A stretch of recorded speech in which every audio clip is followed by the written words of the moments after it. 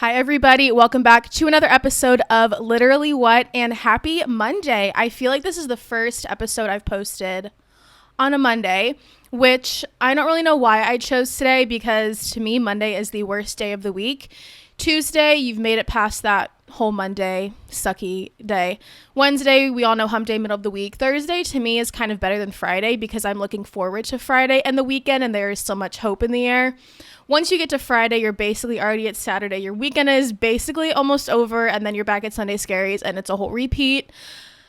Anyway, that was just a long-winded way of me saying that I am posting on my least favorite day of the week, hoping to make my Monday a lot better and hoping to make your Monday a lot better.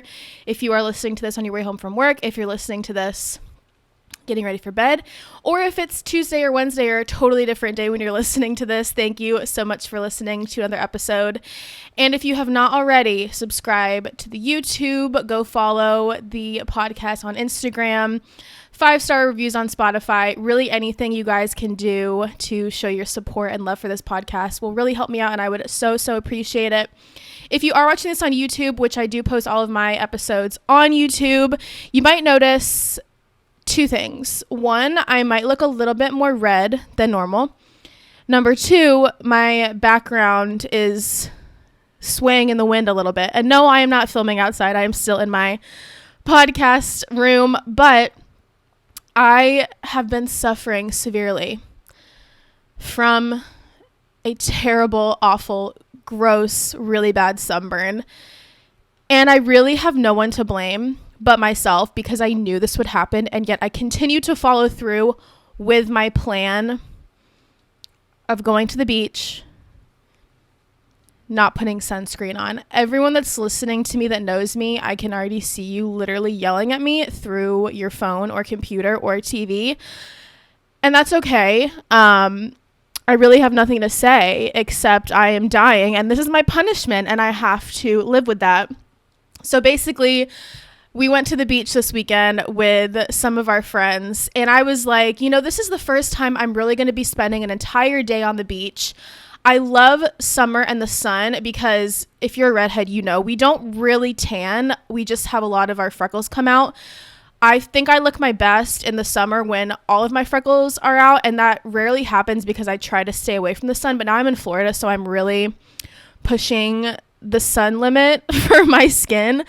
However, I'm trying to get it back to a few summers ago. I was at the beach with some friends, and I have never seen myself look that like beachy and tan, and I had so many freckles. And to this day, for years, I've been chasing that same look, but I still have yet to do that. So this might be the year that I accomplish looking like I did those years ago. Where was I even going with this? Yeah, so we go to the beach. I was like, I really want to get a good base color. I want some of my freckles to come out. I didn't put sunscreen on. We were out on the beach for probably 4-ish hours, and then came home. I could already feel the skin tightening, and if you're an experienced person who gets burnt, you know the feeling. You know what's happening, and it happened, and I woke up the next day. My shoulders and back are already starting to kind of swell, and my face got a little bit of sun. I don't mind when my face gets a little bit of color, because number one, my lips look like I got filler in them, and my freckles come out on my face. And you probably literally do not care about any of this, but if you're watching, that's just why. Oh, and the background is swaying back and forth because I have my tiny little floor fan, because when I get a sunburn, at least for me, I will literally be profusely sweating, but also freezing. And so I have to have the fan on right now, or else I will literally be sweating all of my makeup off and look a mess. So that is what this whole situation is all about. But if you're not watching this on YouTube, then none of this applies to you. And you're probably just here for all of the good stories I have, which I do. We have 10 really good stories. I'm really excited. I think this is going to be an amazing episode. I am going to push the Literally What segment to next week. So if you wanted to write in and didn't get to, you still have time. And yeah. All right. Well, without any further ado, let's get into some hot gossip, hot take, stories, and advice that will have you saying literally what?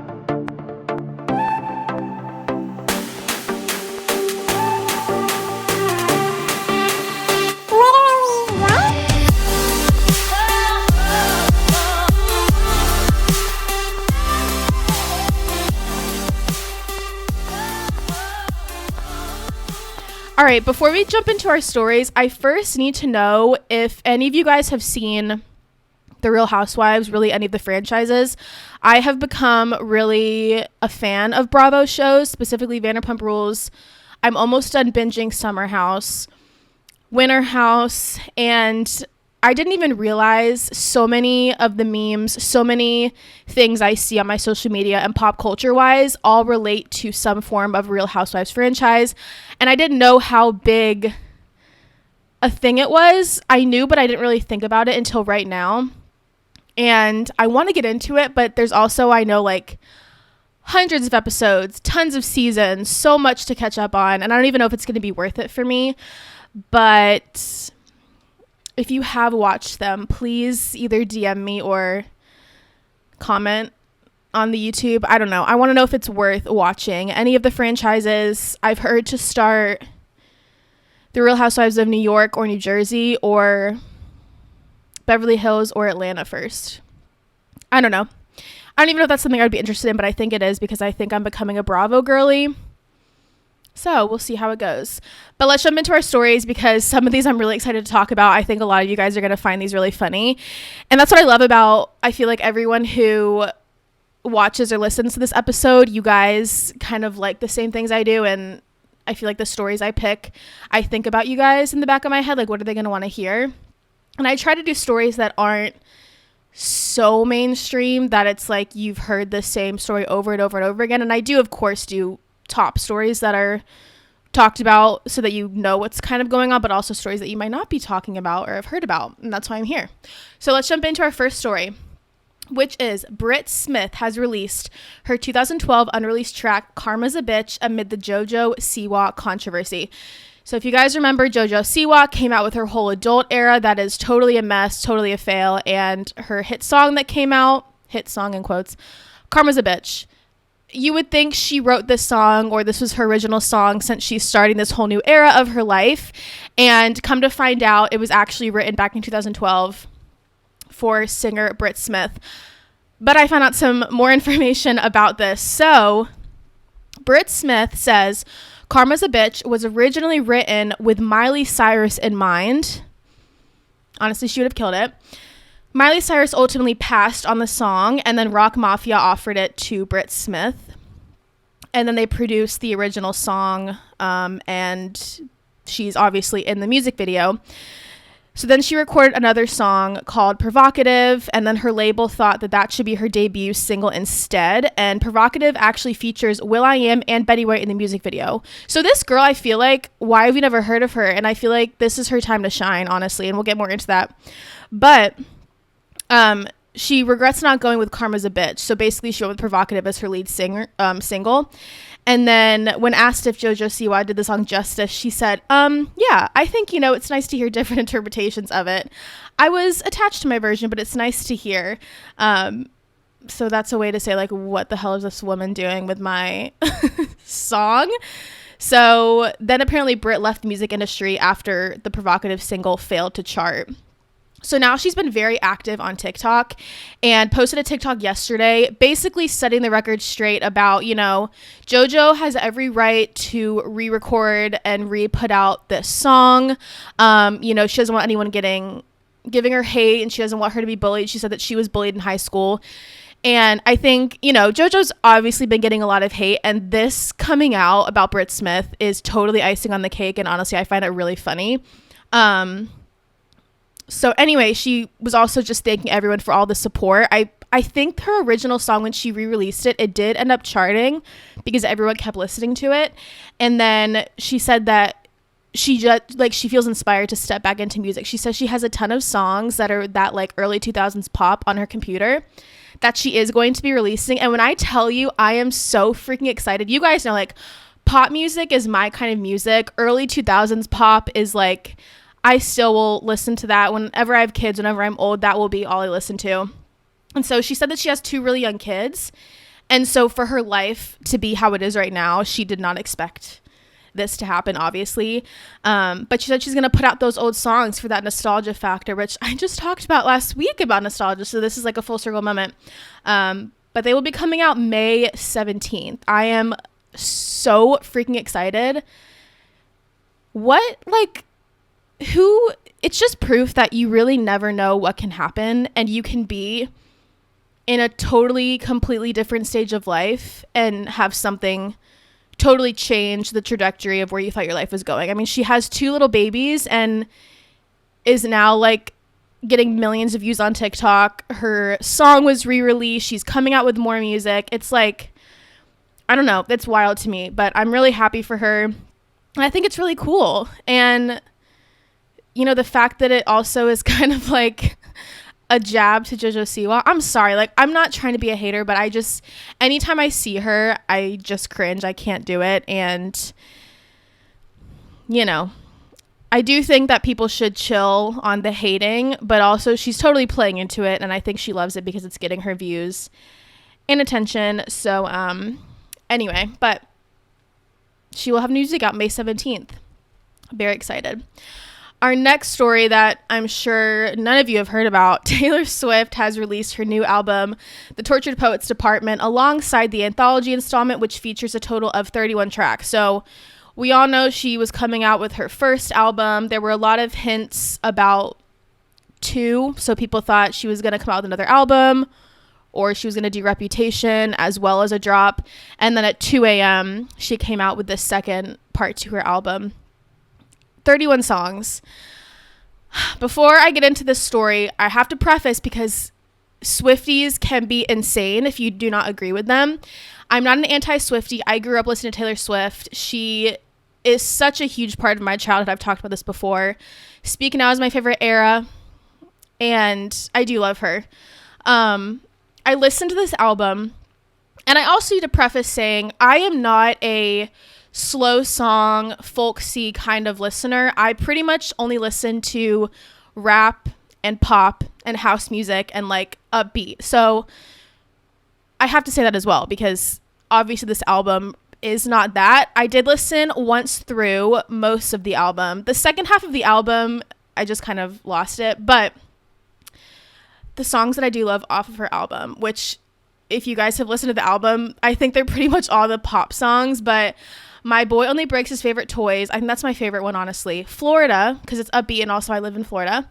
I Can Do It With a Broken Heart, But Daddy, I Love Him, and Who's Afraid of Little Old Me. Those are really good songs. I definitely added them to my playlist, and again, they are all the upbeat ones. Now, let's talk about Taylor Swift. I think that following Taylor Swift as an artist and being one of her fans is so fun.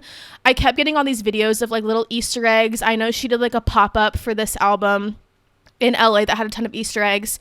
It's just, to me, there's so much information. It's almost overwhelming, and I can't get into it. I'll watch like maybe a few explanation videos, but I mean, I think there's even like a professor in a college that teaches a class just on Taylor Swift.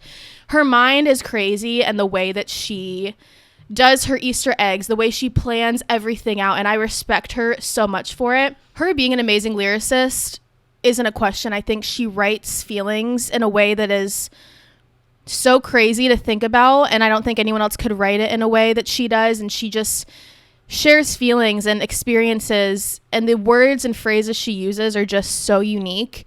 But also, if you relate to a song that she writes, you're going to relate to it in a way that you probably think she's reading your notes or like reading a diary. But again, me listening to this album as a Taylor Swift fan, but not like a huge Swiftie, the album was a little bit boring to me.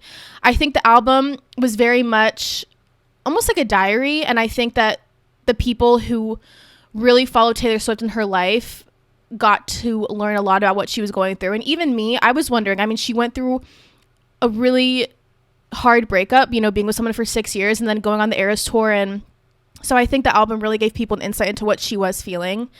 And so this album is not going to be for everyone. It's not going to be something that people are bumping along to in their car, because it did seem more of like a closure. And, you know, this is what happened in this chapter of my life, and now I'm moving on. She has this amazing life now.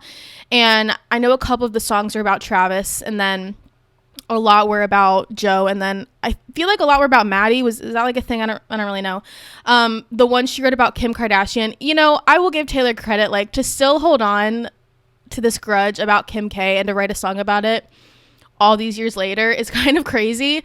But when someone wrongs you that much, and like now you're like the top artist, like, yeah, like I'm gonna still write a song about you. I thought that was really funny. But I think that this album was definitely for her really strong fan base and the people that really combed through all of her lyrics to kind of see what she was going through, what she was feeling. And, you know, again, I don't know her. I don't know the album. I don't know what all she's thinking about when she's writing these songs. But I saw a video about how the last song she did was called The Manuscript. And when you look at Taylor Swift albums, I think that she's very cautious about where she puts certain songs in the track list, which I think is really cool. I think, just like I said, being a Taylor Swift fan is probably really fun. It's just like a lot of work.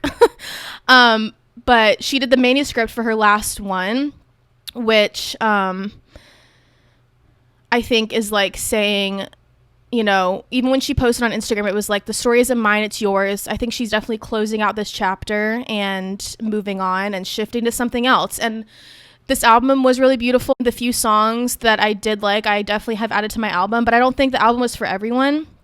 But I think she is an amazing writer. I think she is such a strong woman to go through everything she has been and to be touring. And I just can't imagine being that big of an artist and having everyone kind of really get down into all the parts of your relationship and asking so many questions and making conclusions that may or may not be true. I think some of the lines were basically to the fans in a way, kind of like, I think, was it when she dated Maddie, like everyone hated him. And I think she wrote a song that was basically like, you know, you don't tell me like who, I don't know. Again, I'm not like super into it, but the videos I have seen, and, you know, if you get into the lyrics, you can definitely find out a lot about what's going through her head. But I am really happy for her, and who knows what her next album is going to be. I feel like my pop Taylor Swift might not ever happen again, but I did get my few pop songs from this album, and they are really good. So happy for her. I'm glad that she could close this chapter and move on. I think this is what her and all of her fans needed, to kind of close that chapter, move on, and move on to bigger and better things. And hopefully her and Travis work out and there's not a breakup album about that, because that would just, I can't even imagine. Anyway, go Taylor. And when is she announcing Reputation? Is that the next thing that is happening? Because I think she has Reputation and Debut to still put out. But alrighty, we'll see where she goes from here. Next story, Bachelorette's Jason Tartick is dating Kat Stickler, who is a huge influencer. She has millions of followers on TikTok. So they're dating after he ended the engagement with Kaitlyn Bristowe. Jason Tartick, if you remember, he's part of the Bachelor franchise. He was engaged to Kaitlyn Bristowe. They broke it off last August, and they were together for, I think, 4 years. She went on her podcast when they broke up, and it was a very, like, good breakup. She said that she has a lot of respect for him after their breakup, and it wasn't, like, bad as most people think would happen after an engagement breaks off. So then there were lots of rumors that Jason and Kat were dating, because she went on his podcast, and then they were seen going out to dinner, and then he did a party for his new book called Talk Money to Me in New York City. And she was there. This was, I think, last Friday, so this past weekend. And then he gave her a shout out during one of his speeches, apparently, saying, we got the TikTok celebrities like Kat Stickler here. And then the whole crowd cheered. And then they were seen dining again in Chicago. And then he described her as an amazing person, lovely, great mother, and hilarious content creator. So then there were all these pictures posted because she was there at that whole event, and they're together now. So I'm really happy for her. I remember I followed her because her baby is, first of all, so cute, and she's just a really funny content creator. And she was married before they posted a whole thing about their breakup. And I totally forgot that her ex existed, and I looked him up, and apparently he has a girlfriend now and has a baby. Like, what? I'm really happy for her, though. And does anyone else think, though, that, like, Jason and Kat look alike? There was, like, a picture collage of, like, the two of them and, like, their professional photos done. They literally looked like siblings. But I also think that couples who date and who end up looking alike work out the best. I don't know. I just think that's really cute when they kind of look alike. But I'm happy for them. And is Kaitlyn Bristowe dating anyone? Because I love her, and I hope that she finds someone as well. Okay, our next story is for all of my men watching this, because it's just funny. Tesla has recalled their Cybertrucks. So Tesla has been ordered to recall nearly 4,000 of its Cybertrucks due to an accelerator pedal that can stick in place when pressed down. Are you kidding me? The cause is an unapproved change introduced lubricant to aid in the component assembly of the pad onto the accelerator pedal. Residual lubricant reduced the retention of the pad to the pedal. I don't really know what any of that means, but that is what happened. This is so scary to me. My husband and I, we went to a car festival down in Tampa a few weeks ago, and they had this Cybertruck out there. Who would want to drive that? I'm sorry. It is ginormous. It looks ugly. It looks like someone is a toddler and they have to draw a car, and that's just like the shape that you draw. I'm pretty sure if I drew a car right now, that would be the shape that I would draw about a car. I don't know. All these new cars with all this new technology, they look really weird. I just don't get it. And again, I'm not super into cars, so maybe this was a huge deal and it's like the coolest car ever, but obviously not if they're recalling all of them. Imagine you're just like, also, how do you figure out that the accelerator is sticking in place? Like with someone driving it and it happened to them, that is my worst nightmare. Or like if the brake doesn't work, that is like worst case scenario. I would die. Do you guys think it looks good? Like I genuinely want to know if you guys think that these Cybertrucks look cool. It almost, maybe because it looks like a Transformer would. I don't know. I don't get the hype behind it. I don't think it's a really cool design. It looks not very, what's even the word? I don't know. It just doesn't even look fun to drive on the road. It seems very heavy duty. It seems very difficult to drive. Maybe the inside looks better, but the outside looks literally like a toaster oven or something. I don't know. I don't get it. But again, I'm just a girl. I need a shirt that says I'm just a girl. I just don't understand. Maybe one of you can help me understand. But also they're recalled, so I don't really care anymore.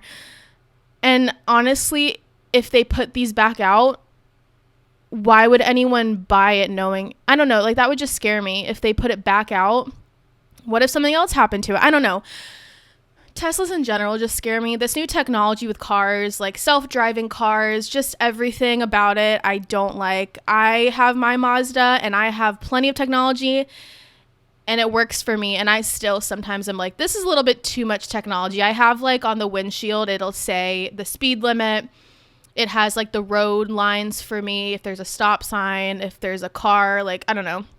And even that, I'm like, this is crazy. This is a lot of technology. And I can't imagine these new cars that are driving themselves. And I just would never, ever, ever fully trust it. So I don't know. All the cars are getting out of hand. And when I saw this, I was like, that's crazy. Because I literally just saw one after we went to that car show. We saw one the other day. I don't even remember where we were. And I'm like, but who would want this? And again, I could be completely wrong and they're amazing cars. I don't know. I just don't get it. So sorry, Cybertrucks, and sorry to everyone who has bought a Cybertruck. Let's move on to our next story. Travis Kelce is to host the spin-off show of Are You Smarter Than a Fifth Grader? Did anyone else grow up watching this show? This was one of my absolute favorite shows to watch. I am really sad, though, because it looks like this one doesn't have the young kids sitting at their little desks and coming up and, like, answering the questions. So I don't know how good it's going to be, but the Kansas City Chiefs tight end has been selected to host an upcoming game show, Are You Smarter Than a Celebrity? The new series will air its first 20 episodes on Prime Video. It will be an updated version of the original game, which debuted on Fox in 2007 with Jeff Foxworthy. I loved him so much too. In each episode, viewers will meet an adult contestant who will use the help of a group of celebrities to answer 11 questions, and the questions will come from a variety of elementary level subjects. So there's no kids on the show. I think it's just adults. And then they're getting help from celebrities. I don't know. And then during the final round, one celebrity will be selected to discuss the question. And then that will be at a 6th grade level. If the answer is right, the contestant wins the $100,000 prize. So I wonder who the celebrities are going to will be, and if they will switch out every episode or if it's going to be like one set panel. And Travis Kelce said, I grew up loving game shows. I'm excited to be following in the footsteps of so many TV icons by hosting my very first one. The original show is a great success, so to be bringing a new format with everyone's favorite celebrities will definitely be entertaining. So here's what I'll say. Have you guys ever tried to answer like elementary school questions? Because I sometimes will take like a random quiz I see. I totally fail it. And then I think back, and it's almost as if growing up, all these questions, it was really just about memorization. I really don't remember anything I learned. And if you asked me the questions, I probably wouldn't be able to answer. So this show should be interesting. I am really sad that they don't have that panel of kids, because that really is what made it a good show. And I wonder if it has anything to do with just all this stuff about child actors and everything that they went through that came out. But yeah, it should be interesting. I think that honestly, Travis Kelce is a great pick for this. He's obviously, you know, very well known now that he's dating Taylor. And also, I just think he has a really good personality for a TV host. If you get like a quiet, kind of awkward host, it's just not good. And I think that he'll actually fit this role really, really well. And I saw something about people who were on set when they were filming this, and they said that he was doing really amazing and just like really charming, like really, really good. So they did good hosting, or picking a host for the show. Hopefully it will be good. It depends on who they get for the celebrities, and if they switch them out all the time, or if they kind of get like a few not really known celebrities that stay the whole 20 episodes. But we will see how it is. And when does this even come out? Let me look. I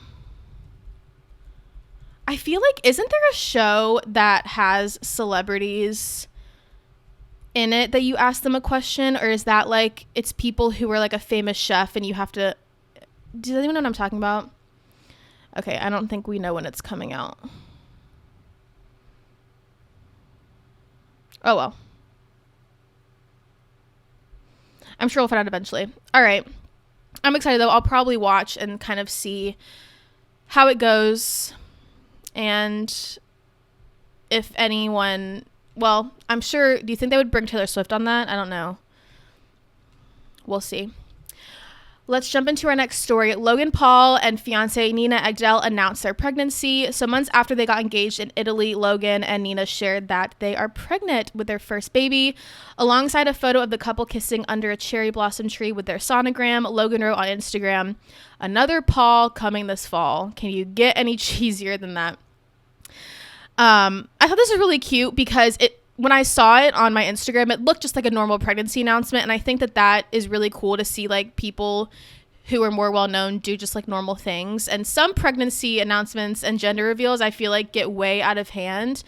Also, like, knowing me, I'm the most extra person. I would so want like fireworks whenever I announce like the gender, if I ever have children. But I just thought it was really cute with the cherry blossoms behind them, and I'm excited for them. But whenever I think of Logan Paul, I know he's like onto great things. He's a great businessman. He has Prime, which I still have not tried. I need to try. He's in like, what is it, WWE? But I will always remember him as doing that whole fake stunt wedding with Tana Mojo, and that is all I will remember him as. Does anyone remember that? That's like such a niche reference, but that's literally all I can think about when I think of Logan Paul. And yeah, I don't know, but I'm really, really happy for them. And if you guys, I remember watching their YouTube video of their engagement because my husband watched, I don't know, does he have a YouTube channel? Obviously, I think he does, but I watched some of it when he proposed, and it was just like so sweet, and I'm excited for them. It was a really cute announcement. But again, I'll never forgive you, Logan, for the whole Tana thing. That's just, poor Tana is just, she's been through it all. I did grow up watching Tana, and I aspire not to be like her, but to just have that, like, I don't give a crap energy what people think of me, because I don't really have that energy, and I need to work better about that. And was that a sentence? Work better? I need to work on that and be better about that. But Tana, I mean, if you grew up with her, you probably she was a good person, I feel like, to just kind of, I don't know. I don't even know what I'm trying to say, but love you, Tana. All right, our next story.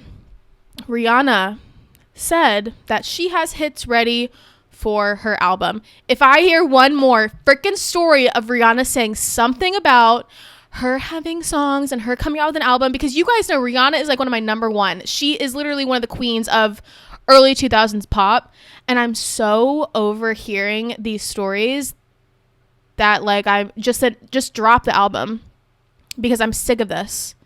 I just want new Rihanna music. I honestly feel like I say this every episode. Anyway, the Grammy-winning singer, who hasn't released an album since literally 2016, she teased fans during a red carpet interview with ET at the launch of her new Fenty sneaker. She said, "I already got stuff that I feel like I can make hits out of." And then she added that her partner, A$AP Rocky, also loved the tracks. And she said, "Me and Rocky are really trying to figure out who is going to use what because it's so good."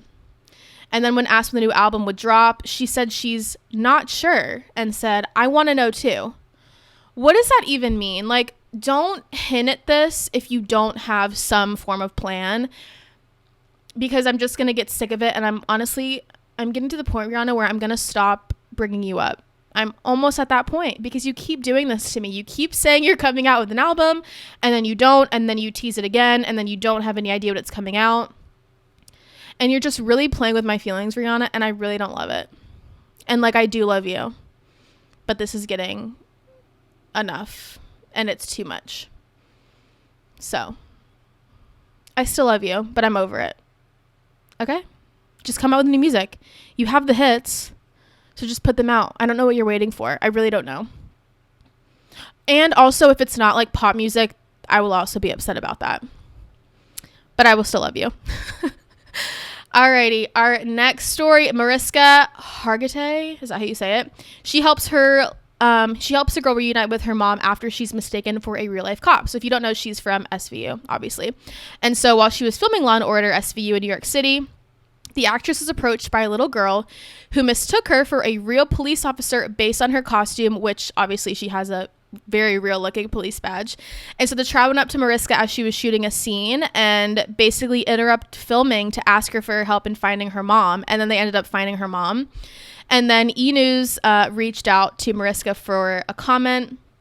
And she obviously has played Olivia Benson for years and years and years. I think she's the last main character that started season 1 in like 1999 or something.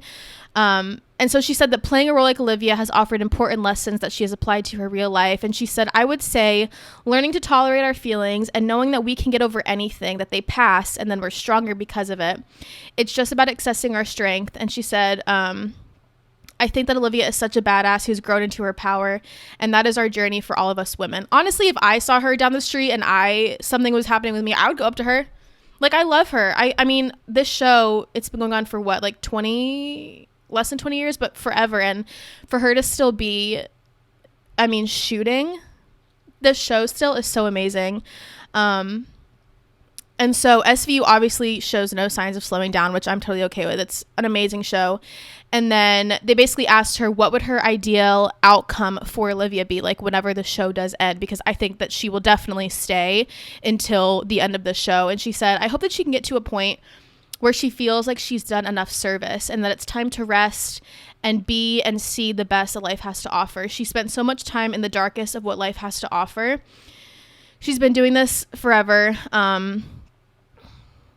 So, yeah. I mean, I can't imagine, like, detectives are just cops and people who have to see just, like, awful situations. And especially, like, the SVU unit, like, I don't know. It just is awful, but not to get all dark and sad. But I do love her. I think the story is really cute. Losing your mom is probably one of the scariest things that life has to offer. When you're that age, it's terrifying. So I'm really glad that she was able to help her mom and her daughter reunite. So let's go to our next story. And I have to talk about it because this is a story that when it first came out, I covered it on my TikTok 2 years ago. And it's still going on to this day, and it's pissing me off. And I have to talk about it because, it just made me so mad when I saw that they're literally still... Anyway, let's just get into what it is. So, Bryan Kohberger, if you've definitely heard of this case, the Idaho murders. And I covered this case when it literally first happened because I heard about it before we even knew he was the prime suspect. And I was like really digging deep. I was watching all the live anything live they had about it. I read all the court documents. I read everything that they had, the police reports. I was so invested. And then they obviously found this guy. It's literally him. I'm sorry, like, he did it. But the story that just came out like a few days ago, Bryan Kohberger's defense team says his phone was nowhere near the murders, and they're going to bring in a tech expert to help support his alibi. So they are still, like, in the freaking court, like, debating this. They say that he has all these alibis. They say it wasn't him. They have all of this, blah, blah, blah. And it's just pissing me off because I can honestly do a whole entire podcast episode on this case and also why I think it's him. And also, like, I still can't believe that this is still being discussed and still in trial, and they're still saying that he didn't do it. I'll just read the article, what they said, because I could just go on a tangent. But his defense team is planning to bring in a tech expert to help support his alibi as he stands trial for a quadruple murder. The fact that trials still... is this how long trials normally take? Or is this just like being... is this ridiculous? And supposedly they're saying that he was nowhere nearby. Okay, so say your phone wasn't nearby. That doesn't mean you didn't do it. Seriously? Because your phone was there plenty of times beforehand when you were probably staking out the house. Anyway, his attorney is arguing that he was out driving miles away from Idaho the night that they all were slayed in their home. Slayed? Slain? What? His team claims that they have cell phone tower records and a radio frequency expert set to corroborate this defense. I just, again, cannot believe that this is still going on and he's still awaiting trial and they're still saying that it wasn't him. And I could, again, go into literally everything, every fact, every detail. I mean, it's literally him. I don't understand why we're still, anyway. If you can't tell, it's making me very frustrated. And when I saw this article, because I'll see articles here and there come out, but something about seeing this article 2 years later, I've had enough. And, like, I'm over it. And I cannot wait for him to go to jail forever. So, again, I could totally do a full little bonus episode on this whole case if you want me to, because I would honestly think that'd be so fun. But, I hate you, Bryan Kohberger. Okay. Our last story is, I guess, kind of another funny one, but Elon Musk might be looking to bring Vine back. Can I get a throwback? Like, what the heck? So on April 17th, he put out a poll on X asking if he should bring back the app Vine. And there were over 2.2 million responses, and about 70% said yes to bringing it back. I just know it is never going to be the same as it was back in 2016. I still will sometimes watch like little compilations of Vines from back then. It was a time in life that you'll never get to experience again. You just had to be there. I think if he did bring it back, it would totally be messed up and wouldn't be what we would think it would be like. However, I did see that someone else passed the bill to maybe potentially ban TikTok. So maybe this is his way of being like, okay, well, TikTok's not going to be here anymore, so let's bring back Vine. I don't know. I would be okay if we didn't. I mean, we have TikTok. There's plenty of funny videos on there. And I really just don't want to have to download another social media app because I have enough and we don't really need any others. But who knows what's going to happen, and we'll see. Would you guys even want Vine to come back? Also, when it came out, I didn't get it until a little bit later, and then by the time I was, like, invested in Vine, that went away, and then Musical.ly. I was a big Musical.ly girl. Does anyone remember Musical.ly? That was my app. Oh, my gosh. If you guys found some of my old Musical.lys, I was, like... so cringy, but I loved Musical.ly. There is nothing like it. And then it morphed into TikTok, and here we are now. So maybe TikTok will morph into Vine. I hope not, but apps are just constantly evolving. And I always think about when I'm like way older, what apps are still going to be used and what new apps are going to be coming out, and like what are people going to be using for social media. It's just interesting to think about because social media is such a weird concept. Even still, because I grew up, I was lucky enough to grow up not having all of that technology and social media, but I also grew up once I got older having social media and I know what it was like to not have it, and I was always outside, and it was like such a good positive childhood, and now all these kids are on freaking TikTok. So I don't know, makes you think. Social media also is just a crazy thing, as I'm literally posting and like use social media every day of my life, but as far as like little kids using it, not the best. So anyway, those were all of the stories today. That was 10 stories, you guys. And I also had to cut some stories too. There was a lot that was happening. So yeah, I guess that's all we'll talk about today, because I probably bored all of you guys with all of these millions of stories. But again, thank you everyone who comes back weekly to hang out and talk with me and get all the gossip. It is really just so much fun. And again, I do post on YouTube, so make sure if you haven't subscribed already to please subscribe, give it a thumbs up, leave a comment, you know, everything really helps. 5-star review. Again, I'm pushing the Literally What segment to next week. So if you want to write in, you still haven't, you have time to. You can basically write in anything. A crazy thought you have, a crazy story you've heard that happened to you, advice you need. We always have some really funny submissions. So definitely write in if you think that you want it read off. And it is all anonymous as well, so I won't like display your name everywhere.